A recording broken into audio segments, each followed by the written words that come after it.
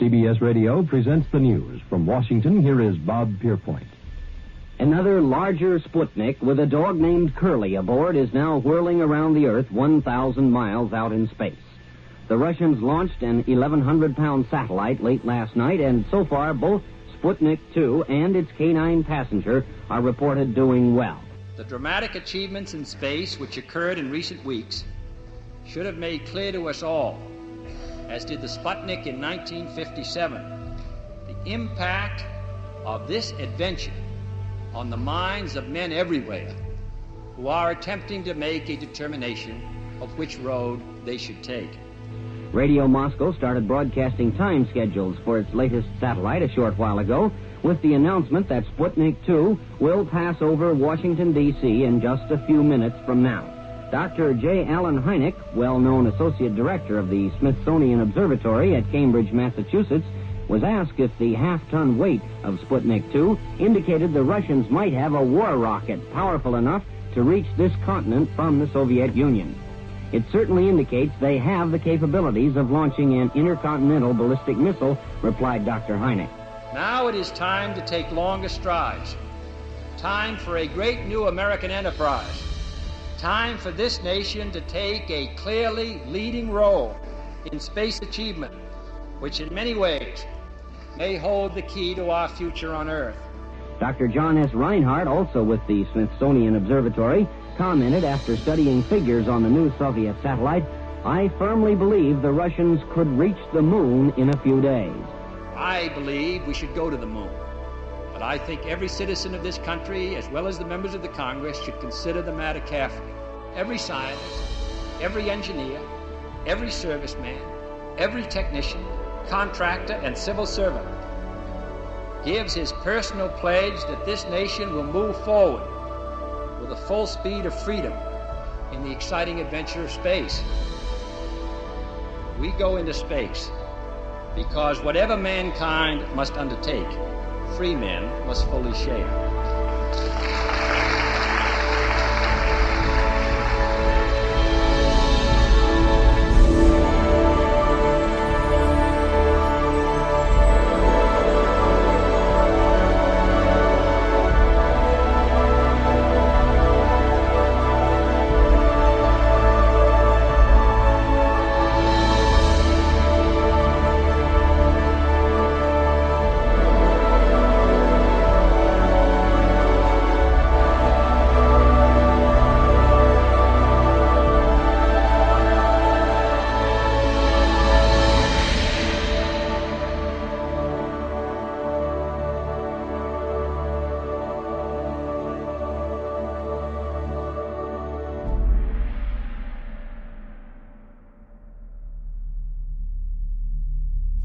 On January 25, 1994, the Deep Space Program science experiment known as Clementine was launched from Vandenberg Air Force Base. Clementine was able to deliver more than 1.8 million digital images between February 26 and April 22, 1994. These images were quickly accessible to the general public on the World Wide Web. In 1994, President Clinton cited the Clementine mission as one of the major national achievements in aeronautics in space. By going to the Clementine Lunar Image Browser 1.5, you can find many images that have been smudged or blurred to keep you from seeing what is there. Click on the desired resolution section and choose 1 pixel equals 1 kilometer option. Then by going to the image size in pixels option, choose 768 by 768. You are now ready to see for yourself a huge object on the surface of the moon. On the moon map, you will easily see a dot on the top of this crater and on the lower left. Click on the black dot on top of the crater and a close-up image of this section appears in the browser. What you see is a huge object resting at the top of this crater. It appears to be a large machine or perhaps a large spaceship or a motor of some kind. You can clearly see this photograph has been smudged over and blurred so we cannot see the details. This little gem was discovered and brought to the attention of moon researchers all over the world by Joseph P. Skipper on May 28, 2004. I decided to hire an imaging forensics expert to take this photo and to try and remove the blurring to reveal what is underneath. Jim Horrocks, an imaging forensics expert, who has worked with the Los Angeles Police Department, was sent this photo, and his findings were written in a report he submitted to the production. First of all, the astounding measurements he made reveal an object that is 10 times the size of Los Angeles. 10 times the size. This in itself is an incredible detail about the size of this object. By using Adobe Photoshop and some of the filters available within the program, we were able to see more of the details that were lost due to the blurring applied by whoever did this for NASA and the Clementine mission archives. This enormous object seems to be some form of a machine or possibly a spacecraft. In all the enhancements made independently, it appears there may have been what appears to be a giant humanoid wearing a jumpsuit and possibly working on the front portion of this contraption. This may or may not be a giant humanoid. Perhaps the shadows seem to reflect something of a human form. We will never know until NASA releases this photograph unblurred and with the clarity available for us to see. By clicking on the new lunar map now available, you will now see that the same crater is available for viewing in all its clarity. There is no object there anymore, and there is no smudging of anything near or within the crater. We have to ask ourselves, if there is nothing on the moon that suggests alien moon bases, strange structures, machines, and possible civilizations thriving there, then why has there been a deliberate tampering of these and thousands of images we will present here in this film? One of the many challenges I had to deal with in making this film was how the structures on the moon were to be presented. Unfortunately, most of all the Apollo and orbiter photos are black and white. Many photos are in low resolution, so zooming into them for a closer look causes the photos to blur and become pixelated, making it impossible to see details of what's on the surface. While I was designing a poster for the film in Photoshop, I decided that I did not want a black and white photo in the background of the poster. So I decided to color the background image I was using so I would have a full color poster for the film. I took some full color aerial photos of landscapes that closely resemble the distances of the moon's surface, turned them into black and white photos, and compared them to the moon photo I was about to airbrush. Noticing the different shades of the aerials from Earth and the colors represented, I then started making a color palette in Photoshop. All I did was airbrush the colors onto the moon photo as they appeared on Earth. But the structures and other objects on the moon revealed themselves.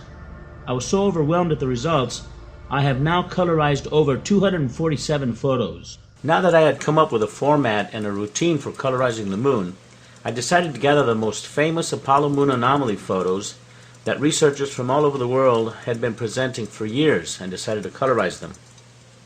This is one of the many original NASA photos that has some very unique anomalies, especially here in this area. This is what it looks like after we bring up the contrast to eliminate the brightness applied to distort the image.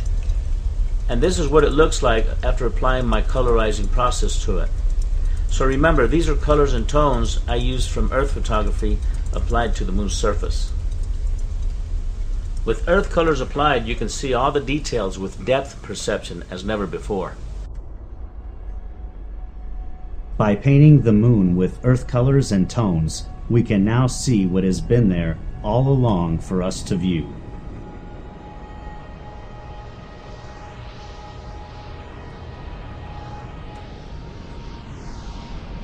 I got started in this probably in the mid-1990s, listening to Hoagland on the old Coast to Coast AM radio program with Art Bell. And he was talking about the stuff that he'd found on the moon, and some images and some things that clearly appeared to be structures. They were very anomalous. And he was noting that there were thousands upon thousands of photographs that had been taken of the moon by the various unmanned probes and then the astronauts that had orbited the moon. And he said, you know, Art, anybody can do this. And what I realized is, A, I'm anybody. B, I think I understand the arguments. I'm an engineer by trade, so aerospace engineer, so I may not be an architect, but I certainly know structure when I see it.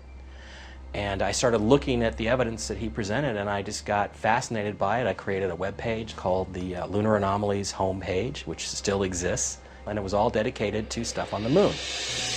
The Hubble telescope has taken the most incredible photography of deep space and far off in the vast universe. When you see these spectacular scenes, you can't help but wonder how many others live out there. So when NASA was asked by scientists and astronomers when the Hubble telescope would be used in photographing the moon, NASA's reply was that because the moon was too bright, it would be impossible to get accurate photography of the moon. The first photo was released from the Hubble Space Telescope in 1999. Needless to say, the scientists and astronomers were not too pleased at how NASA had deliberately lied to them. When I heard about this photograph, I thought for sure we would see the moon in full color. But of all the photos taken by the Hubble telescope of the moon, they are in black and white. After colorizing all these photos, you can't help but learn the moon's layout. After all, it is a small planet compared to Earth. Prepare yourself for an incredible expedition as we now take you back to the moon on a voyage filled with mystery and secrecy.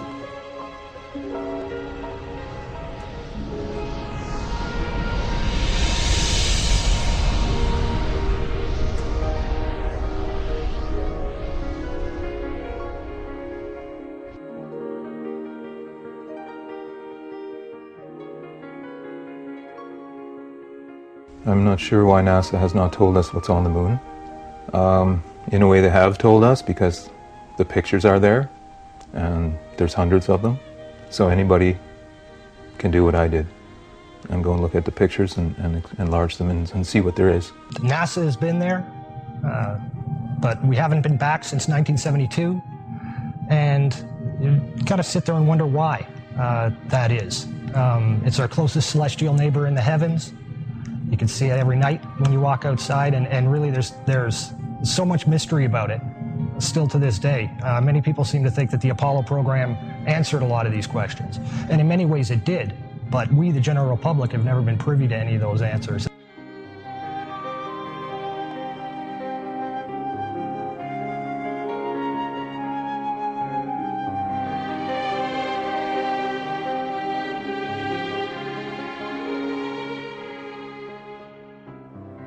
Is there already somebody there? And is there even a secret space program that we don't know about, that maybe even NASA doesn't know about, that's been to the moon and back and using very advanced technology? A cover story that's based entirely upon the premise that there is absolutely no life there, and that there's no life to be found, past, present, at all. That's simply not the case. So I certainly believe that some of the stuff that we're finding on the moon may be alien, extraterrestrial in origin. It may be ruined, ancient, abandoned extraterrestrial ruins. Some of it may be active, and some of it, in fact, may be our own stuff. I don't think there's any possibility that NASA is not aware of the civilizations on the moon and the structures. They're very obvious, easy to see. They are in contact with some of these extraterrestrial life forms, and they don't want you to know about it. There was the guy that hacked into the NASA database and found some listings of non-terrestrial officers. NASA may have made a deal with beings up there to not reveal their civilization, but then again, the pictures have the evidence. It's all in the pictures anyway. The whole purpose to the cover-up is to prevent we, the plebeian masses of this planet, from gaining the appreciation that there is indeed extraterrestrial life out there, intelligent extraterrestrial life. And this is life that the government is very well aware of. The governments around the world, it's certainly not a U.S. issue. They're very well aware of it.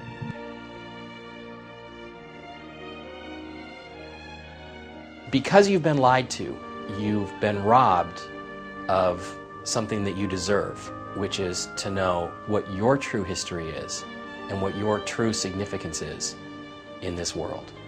I really don't think people realize how deep the lie goes, how big it is, how unbelievable the cover-up is. This truly is the greatest story ever denied.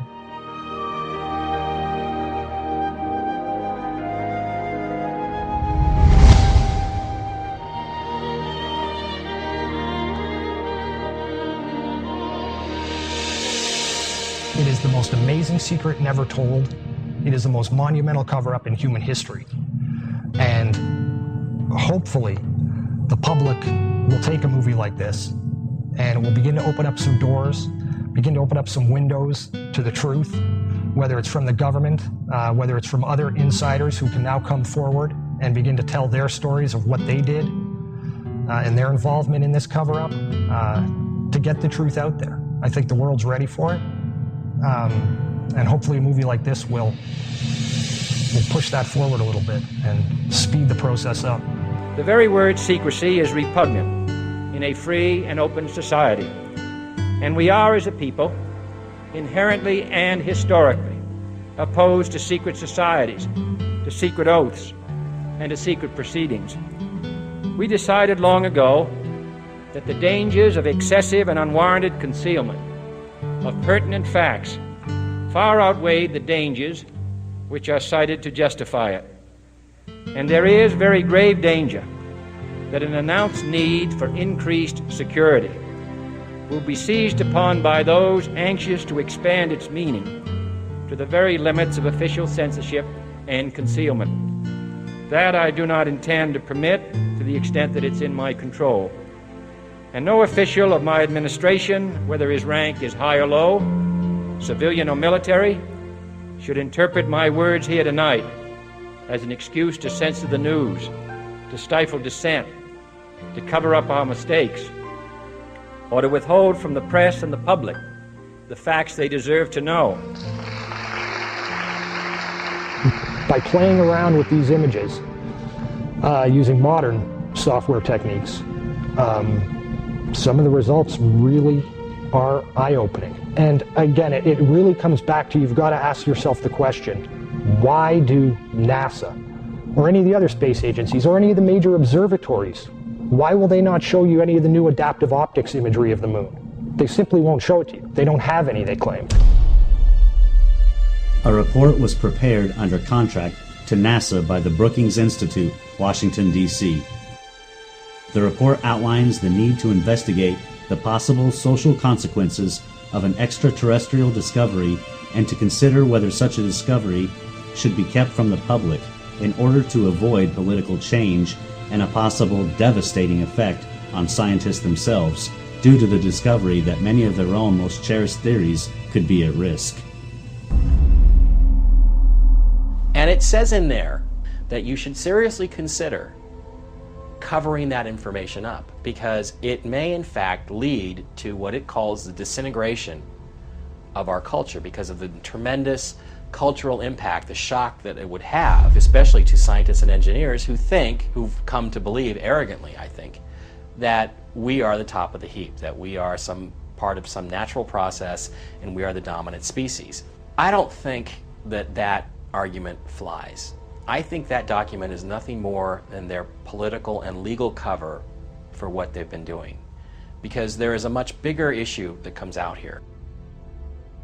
What most people don't know is that, NASA is not a civilian science agency. If you look at the actual charter under which NASA was originally put into existence, it states clearly there that NASA is an adjunct, a division of the Department of Defense, and it is beholden to the Department of Defense. When you couple the Brookings Institute report with a document called Executive Order 10501, 10501 was a document that was specifically related to safeguarding official information in the interests of national defense. And it's important to note that the term national defense actually includes not only considerations of a military perspective, but also geoeconomic and geopolitical as well.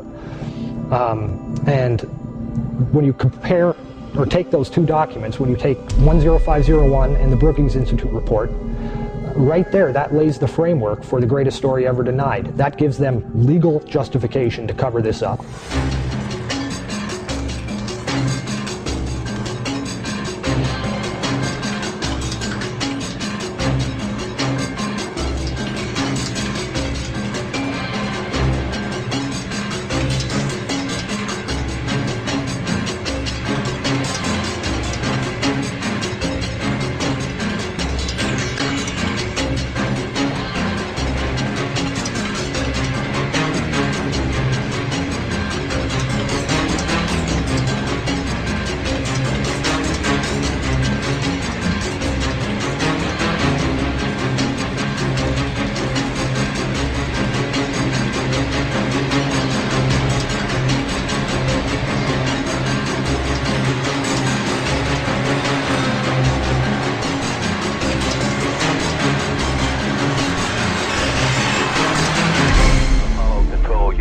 Switching now to the voice of Jim Lovell. by 60.5. Good to hear your voice. Apollo 8, Houston, what does the old moon look like from 60 miles? Over. Okay, Houston. The moon is essentially gray. No color. Looks like plaster of Paris. It has been speculated the moon missions were hoaxed. Perhaps some of the Apollo missions were filmed in different locations and in studios in order to conceal the incredible discoveries found on the moon.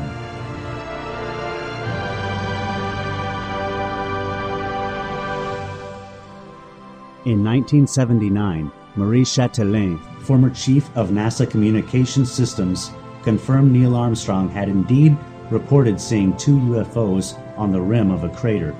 The encounter was common knowledge at NASA, he revealed, but nobody has talked about it until now.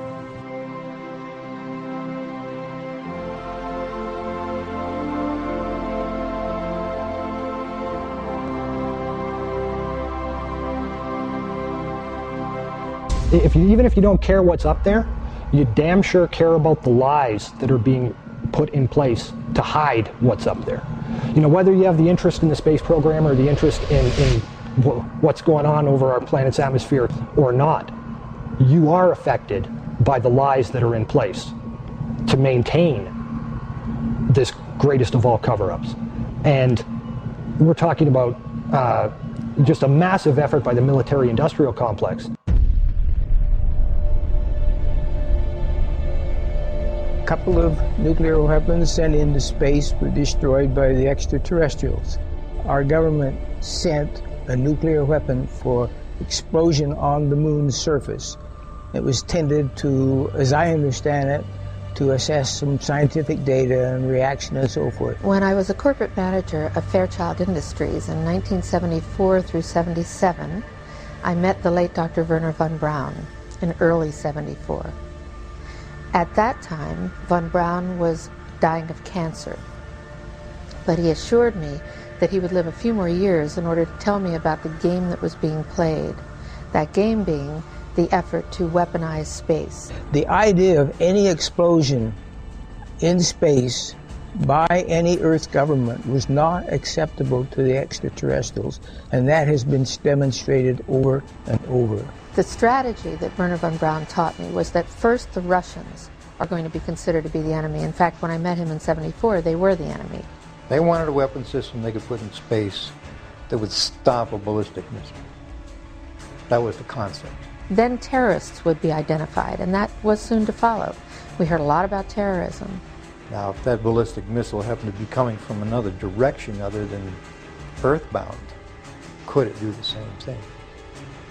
Then we were going to identify third world country crazies. We now call them nations of concern. I have but a short time to try to convince people that we are moving in an avenue where we are going to militarize space. The next enemy was asteroids. And the funniest one of all was against what he called aliens, extraterrestrials. That would be the final card. As a direct result, we will become a threat to them unless we spiritually grow also. And over and over and over, during the 4 years that I knew him, he would bring up that last card. And remember, Carol, the last card is the alien card. We're going to have to build space-based weapons against aliens. And all of it, he said, is a lie. We put nuclear weapons out in space as a line of defense, and we was ready to blow them up if they started in. Today, most people have come to the very clear realization, I think, that things aren't quite as you've been told, and the question then just becomes is, how big is the lie? And the truth is, it's bigger than most people can imagine. One of the great things about the NASA archive system is that at the back of many of their documents, they have both distribution and reference lists. And the distribution lists are very important. They say who that document is being forwarded to and which department and for what company. And when you begin to cull through these documents, certainly ones that deal with specific subject matter, like image enhancement, for example, you begin to see a lot of names that obviously begin to repeat. And you can very quickly determine what individuals knew what and had to have been privy to certain information just by the very nature of their job. The individual that I managed to identify and who agreed to meet with me and talk with me was a man who worked for a company called Bellcom during the 1960s and into the early 1970s. Bellcom, although many people haven't heard of it, is in many ways a company that is more responsible for landing man on the moon than NASA really was. Bellcom's a division of AT&T and Western Electric. Bellcom was around for only a decade. They were there for the specific purpose of landing man on the moon and ensuring that NASA got the job done. Meeting him was actually the most incredible 3 hours of my life, the interview that we had. A man who I knew was in the know, a man who I'd tracked down. He wasn't in any way looking to throw this stuff out in the public eye. It was just really a matter of him recognizing that I wasn't on a total blind fishing expedition, and I'd actually figured some things out. That opened him up in a big way. He'd made the comment several times during the interview that he'd never talked about this with anyone before. It was not the kind of subject matter that you talk with anyone about. The people that were in a position to be in the know, to have at least some high level of understanding of what was really going on, these individuals are also very well aware of what their government is actually capable of. A guard told me that he was asked to burn some photographs and not to look at them. And there was another guard guarding him, who was in green fatigues, watching him burn the photographs. And he said he was too tempted. He looked at one, and it was a picture of a UFO, and he was very descriptive. I can go into that later with anyone. He immediately was hit in the head, and he had a big gash in his forehead. He was knocked out, and he's terrified, so he would have to be protected. Another incident, I knew someone in quarantine with the Apollo astronauts. He told me that the Apollo astronauts saw craft on the moon when we landed, and that is what he told me. And he also was afraid. He said that the astronauts are told to keep this quiet. They're not allowed to talk about it. So I do want to let you know that I worked out there for a number of years, and I ran into this. So it's not something everyone knows that works out there for a long time. My boss didn't know about it. Some people that sat right next to me didn't know about it. It's very strange, because I don't know how they can do it, but they can let some people know about it and then others not.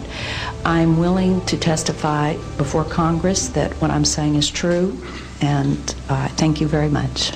They know the power of these people. A lot of people ask questions like, well, how come none of these people who knew about it have ever come forward? These individuals have signed their lives away in security classification documents.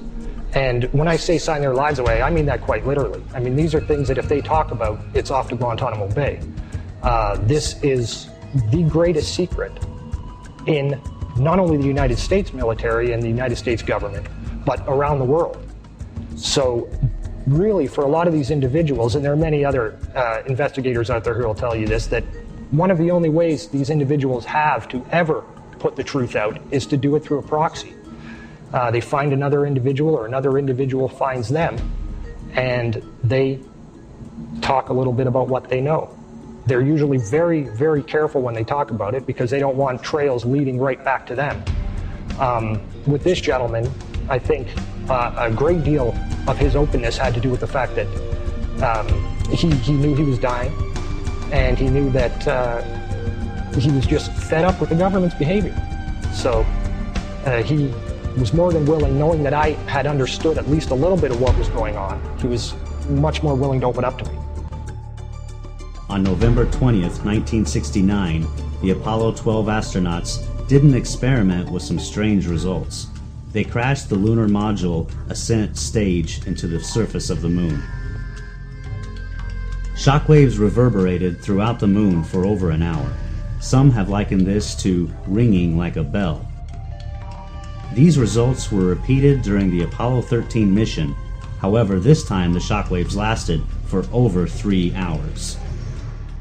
Hollow moon researchers say that this is proof that the interior of the moon was hollowed out by artificial means. MIT's Dr. Sean C. Solomon wrote, "The lunar orbiter experiments vastly improved our knowledge of the moon's gravitational field, indicating the frightening possibility that the moon might be hollow."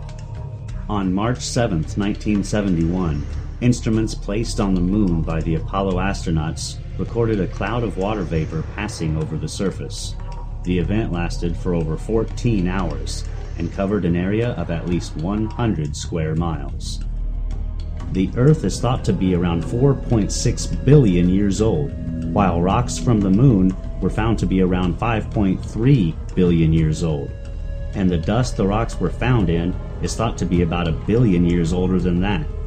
This information conflicts with the theory that the Moon was produced by a collision the Earth had with another body earlier in its history. One of the things you've got to keep in mind as well when you're looking at NASA imagery is that although the sky may appear black in those frames, in many instances, when you enhance that image, you discover that there's actually an incredible amount of image detail that's just buried in the darkness of that image. But when you amplify that scene and you begin to see what's hidden there in the sky, you can begin to make out shapes. There's a few images that show structuring. And this is all done in an effort to both hide the truth, but as well to leave a bit of the truth there for you. And again, a lot of people don't want to believe they do that, but they do.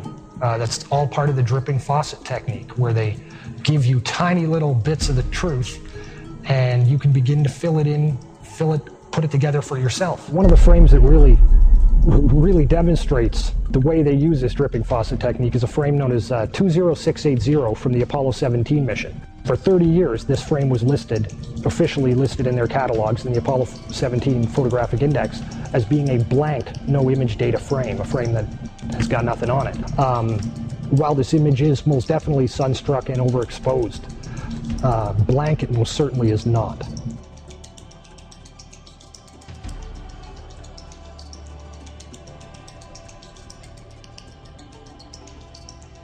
Harrison Schmitt, created some patches for his own mission, Apollo 17, which is again the mission that we take these images from, and that we've seen a lot of this color effect. And what he put on it was Stonehenge and the sun. And the sun is a symbol of ancient Egyptian god Horus. There's all sorts of Egyptian mythology that runs through all the Apollo program, which is supposed to be Greek, but it ends up that there's really sort of a dual meaning to all this stuff, and it's an Egyptian. And what he's clearly saying to people is, look, these are ruins. They're a structure. This is what we're really doing on the moon. And I think what they're doing is they're trying in a subtle way to let people know, either because they remember it subconsciously or because they are deliberately trying to send us messages under the radar that they did not go there and pick up a bunch of rocks, but instead what they brought back, or what they were sent to investigate, was ancient extraterrestrial ruins.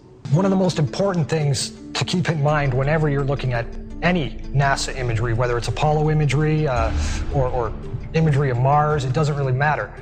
Perspective is everything. We human beings down here on terra firma are afforded one perspective of the moon. We look at it, and that's what we have to look at. We don't know what the moon looks like from the side or from different oblique angles. All we have is this singular representation that we have to look at. And NASA has in fact gone to great lengths to ensure that the imagery that they show us of the moon's surface resembles very closely, both in photometric function as well as in angling, and the dimensional properties of the image make it appear as if it would look just like it does from Earth. One of the primary obfuscation techniques that NASA uses is to simply rotate the imagery. They insert a false horizon in their oblique imagery, so by turning these images upside down, it alters vertical objects, suddenly don't cast shadows anymore. The shadows aren't in the right places. And this technique has been used since the dawn of the space age. Since the lunar orbiter missions, since even before that with Ranger missions, to make things appear as we humans expect them to appear, because we look through a telescope here, we say, oh, that's how it looks, so from the side it probably looks like this. The reality is it doesn't. The moon is a very three-dimensional object. Hasselblad cameras were the ones that were used by NASA to photograph everything on the moon. And the reason Hasselblad was used is because they had registration crosshairs. Now these registration crosshairs are there for a specific reason, okay? They're so that you can take a single photo with a single camera, so you'll be able to get distance from an object to another object because of the registration crosshairs that are built into the Hasselblad cameras. These crosshairs are always in front of whatever's being photographed. Okay, this is a perfect shot of a photograph of one of the astronauts on the moon. Now here you see the crosshairs from the Hasselblad camera. Okay, you can clearly see that they are even in the darkness of space. But you can clearly see that the crosshairs are there in exactly the positions they should be. So in a lot of the false horizons, they've eliminated the crosshairs in the sky parts. And almost about 90% of the moon shots have what we call a false horizon.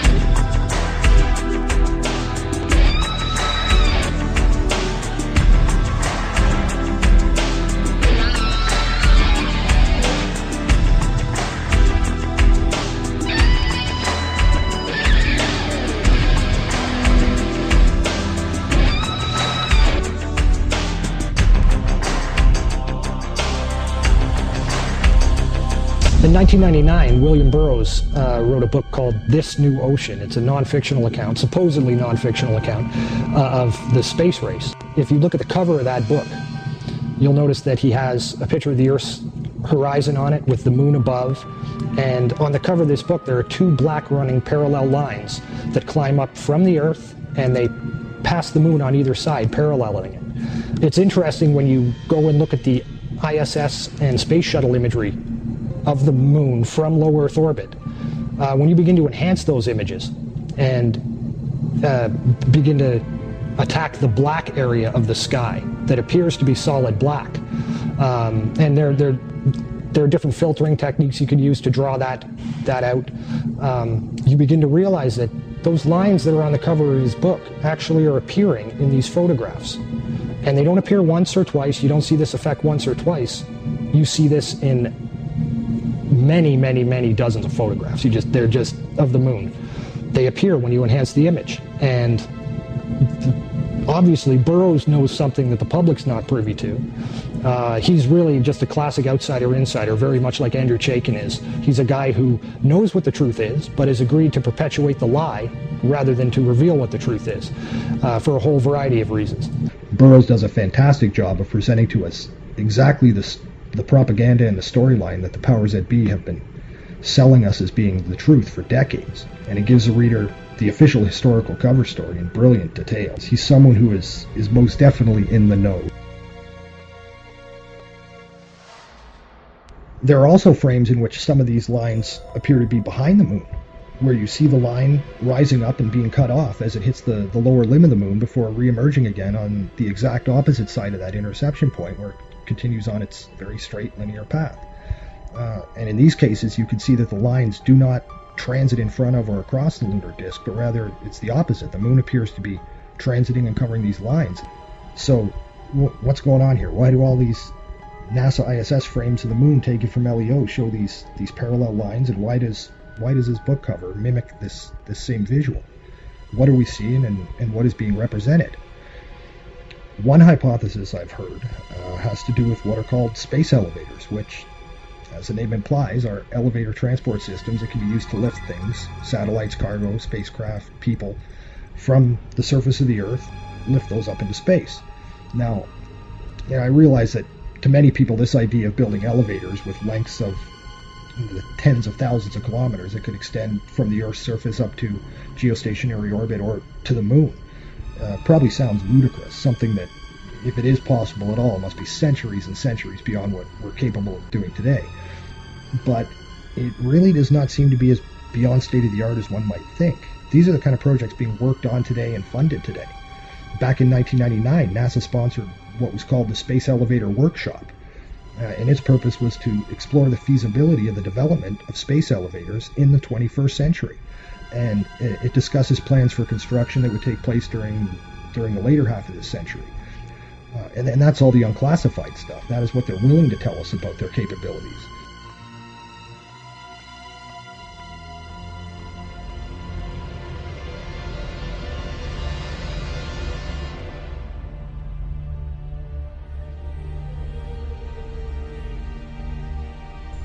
Were the Egyptian pharaohs and clergymen of their time aware of subterranean places that had celestial functions? Judging by hieroglyphics that were discovered in tombs of pharaohs, such as Ramses, one can see a collaboration between what the Egyptians described in their time as a stairway to heaven and what we are seeing now with these space elevators emanating from Earth. The Vector, NASA's official logo. If you've ever looked at NASA's official logo, both their official insignia and their official seal, you'll see that the most prominent object in the seal is a red swooshing object. They call that the chevron or the vector. If you ask NASA's Public Affairs Office, this symbology is featured so heavily in their insignia and seal, they'll give you what really amounts to the standard facile cover story for the unilluminated. They'll tell you that is a representation of a hypersonic wing design from the 1950s, which was the time the logo was created. Not exactly the case. Someone might want to ask the Russian Federal Space Agency, Roscosmos, that was formed in 1992, why they chose that same logo. And while you're at it, you can go ask the Chinese, who formed their space agency in 1996, why in the world they're using a hypersonic wing design from the 1950s as their official logo. Then you can ask the Japanese, the South Koreans, Taiwanese, Malaysia, Mexico, Iran, all of these countries, even Bulgaria. They all utilize the vector symbology in their space agency logos for their national space agencies.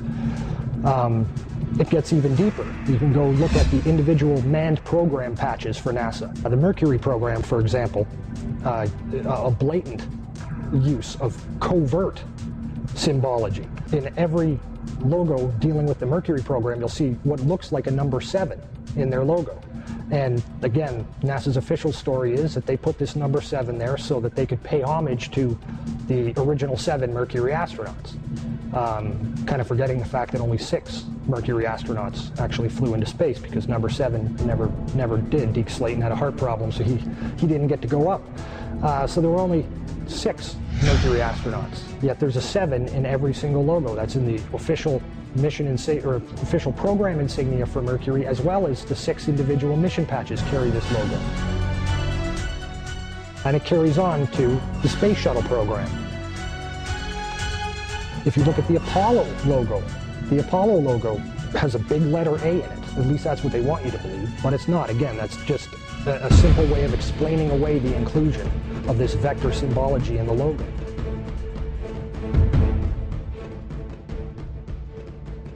If you go to the Space Shuttle program, the original Space Shuttle STS program patch is a triangular patch that, again, hides the use of the chevronic vector symbology.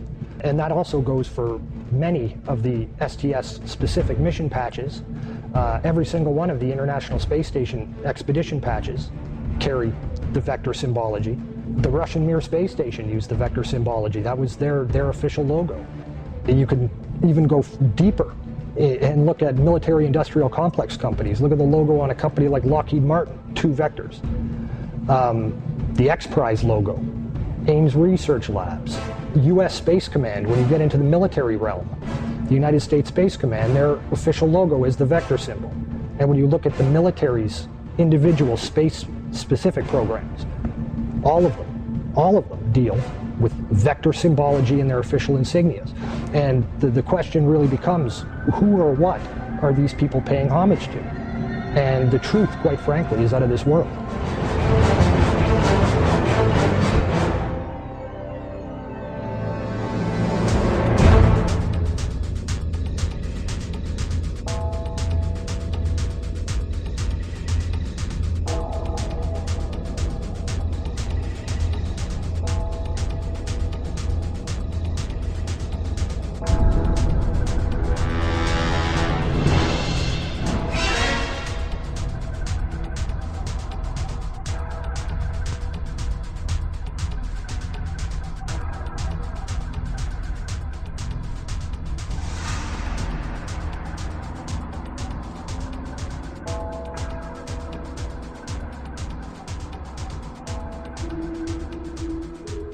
This painting, entitled The Madonna with Saint Giovannino, was made sometime during the 1400s. The artist's name is not known, but at first glance you can notice a UFO shape in the sky to the right side of the Madonna. If you were to see the original full-size painting, you would see the object clearly. Looking at the enlargement, you can see a man and his dog standing and looking up at the object. However, this painting has something else being depicted. On the left side of the painting, you see the sun and some vector-like objects seemingly flying from or toward the sun. Perhaps this artist was trying to tell us something. In another painting of the Madonna made by a completely different artist, the unusual patterns of the sun and the vector-like symbols have also been added prominently on the Madonna's cloak. You can see the same symbology on this painting as on the one before. This time, however, there is no UFO object to be seen anywhere in the sky. This footage was taken over Mexico City in 2002. There were many other videos and photographs taken of this same type of object, clearly resembling the shapes as seen on the visor of the astronaut, on the moon, and depicted in the 14th century paintings of the Madonna and Child. There is probably a larger story behind the vectors, but it is very unusual this symbology has been adapted by all the United States and foreign space agencies, especially enemies like Iran and others who are also making missions to the moon. Apollo Control, Houston, switching now to the voice of Jim Lovell. By 60.5, good to hear your voice. Apollo 8, Houston, what does the old moon look like from 60 miles, over? Okay, Houston, the moon is essentially gray, no color.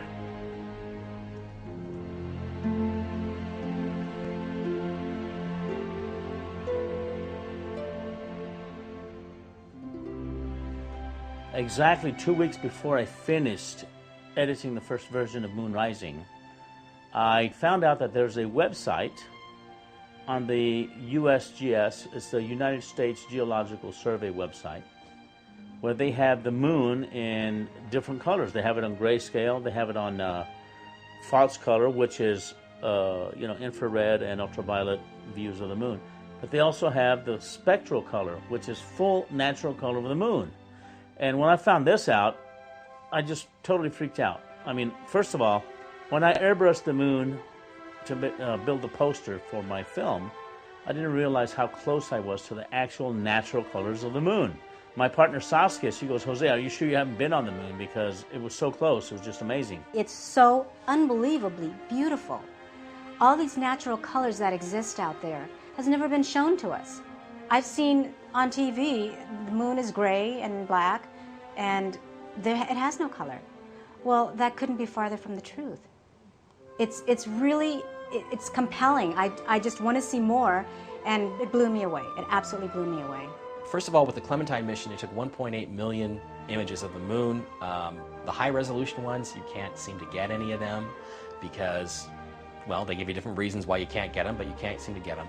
But there's also these natural color images, and they are much, much brighter. They have far more color than they should if our models of the moon are correct. Now, there's two ways you can approach this. One is it could very well be that some of these areas, let's say some of these areas under these glass structures, these domes, are still intact, that there's still atmosphere in there, that there is still stuff growing there.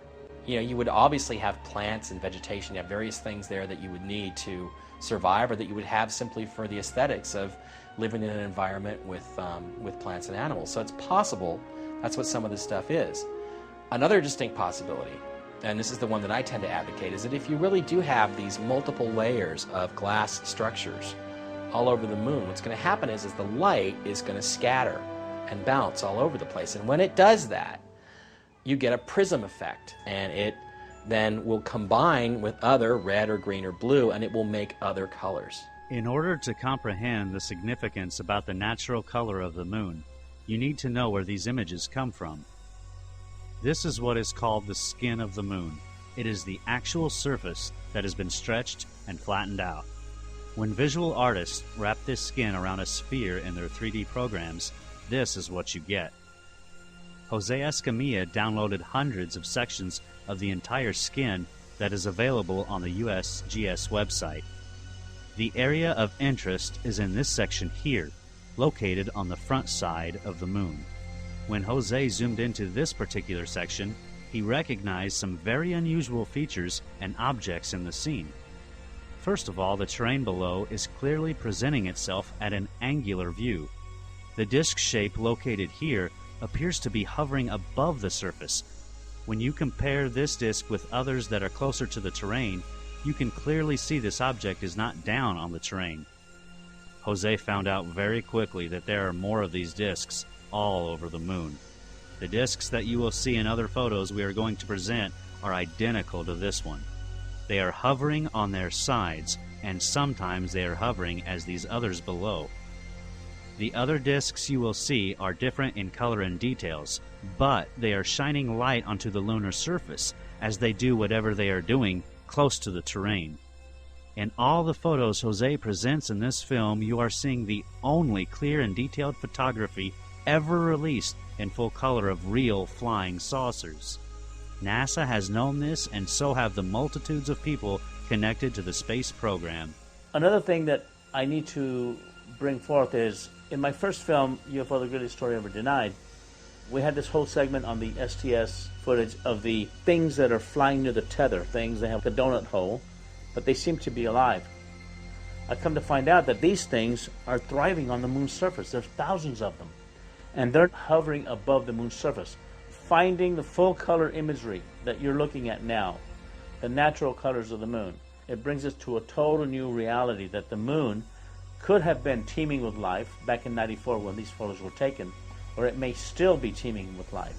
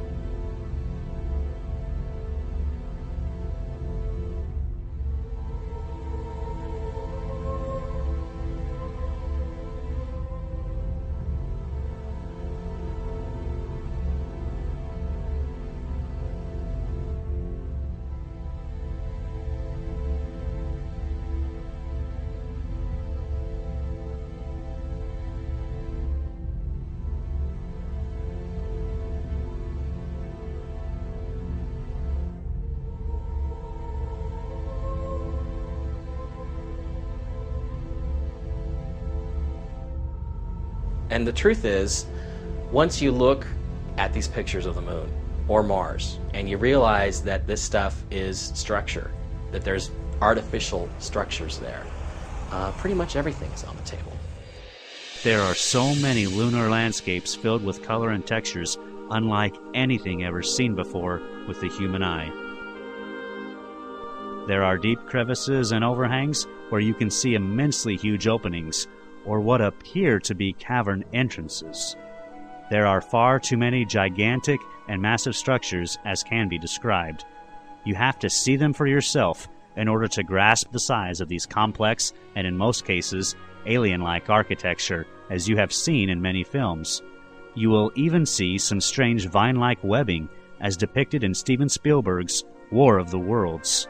Glass domes, UFOs, massive buildings, and scaffolding spread throughout the lunar terrain in many sizes, shapes, and forms. It is evident the missions to the moon were more involved than gathering rocks and dirt samples. There is no doubt we went to the moon. It is what was waiting for us when we got there that this film is about.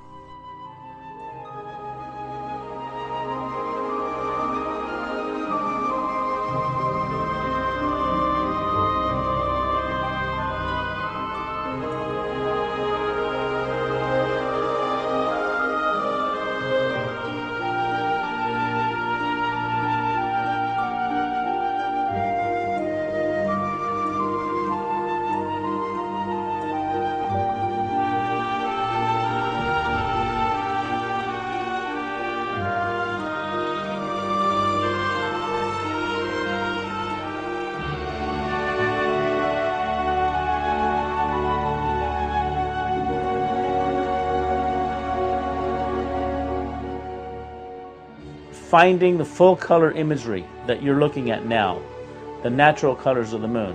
It brings us to a total new reality that the moon could have been teeming with life back in '94 when these photos were taken, or it may still be teeming with life. I think they are still there. They were there in the 70s when the last Apollo mission was there. I found lights on. It seems that, at least in some areas of the moon, that the lights might still be on.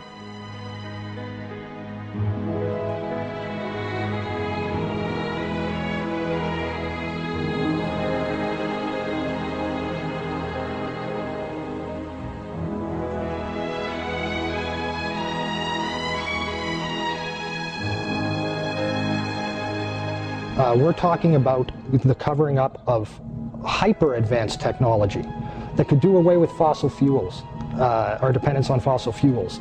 We're talking about technology that allows for much quicker transport through space than we've ever been told. What I think has happened is that all these other countries somehow have found out that we went there, that we brought back this technology, that we're exploiting this technology.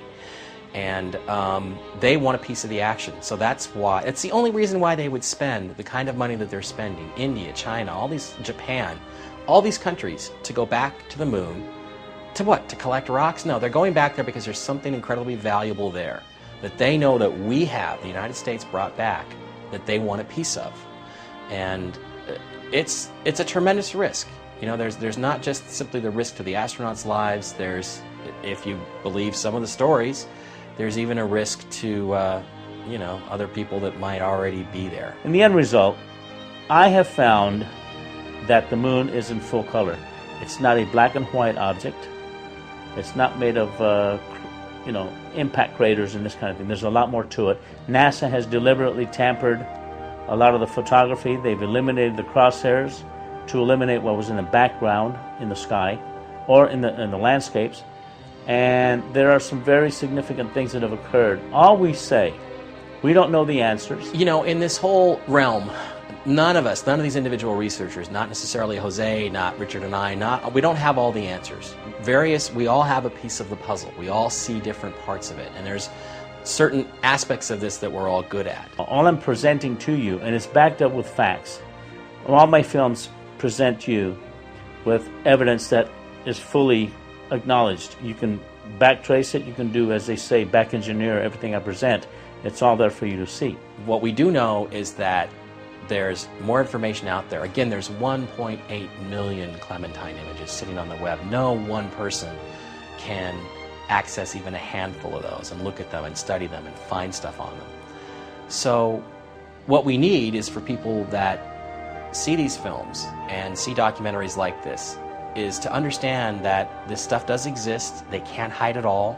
When I was talking with the gentleman from Belcom, and we were discussing the lie, everything he was telling me was different from what we were being told was the truth. And at one point I asked him, I said, man, you guys, you lied about a lot, didn't you? And instantly he said, no, we didn't lie about certain things. We lied about everything. None of it was true.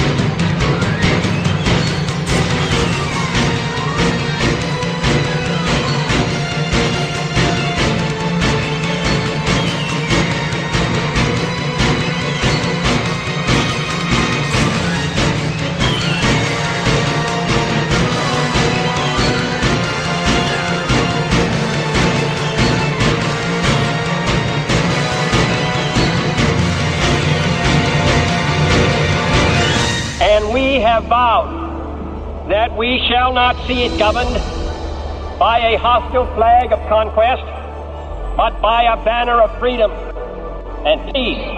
We have vowed that we shall not see space filled with weapons of mass destruction, but with instruments of knowledge and understanding.